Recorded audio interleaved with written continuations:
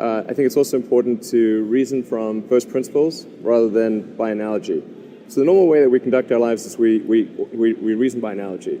We're doing this because it's like something else that was done, or it's like what other people are doing. Me Too type ideas. Yeah, Slight iterations yeah. on a theme, and it's kind of mentally easier to reason by analogy rather than from first principles. But by first principles is kind of a physics way of looking at the world, and what that really means is you kind of boil things down to the most fundamental truths, and say, okay, what are we sure is true, or as sure as possible is true, and then reason up from there. That takes a lot more mental energy. Give me an example of that. Like, what's one thing that you've done that on that you feel has worked for you?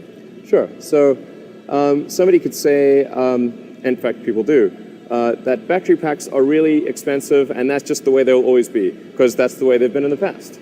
You're like, well, no, that's pretty dumb, because if you applied that reasoning to anything new, then you wouldn't be able to ever get to that new thing. Right. It's like you can't say, horses, nobody wants a car because horses are great and we're used to them and they can eat grass and there's lots of grass all over the place, and there's no gasoline that people can buy, so people are never going to get cars. Right. People did say that, and for batteries, they would say, it's going to cost, historically it's cost $600 per kilowatt hour, and so it's not going to be much better than that in the future. And you say, no, okay, well, what are the batteries made of? So first principles would be to say, okay, what are the material constituents of the batteries?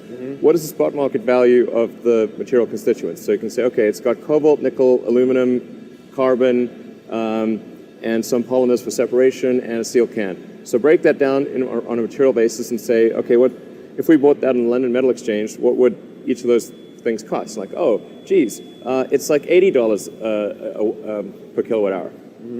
So clearly, you just need to think of clever ways to take those materials and combine them into the shape of a battery cell, and you can have batteries that are much, much cheaper than anyone realizes.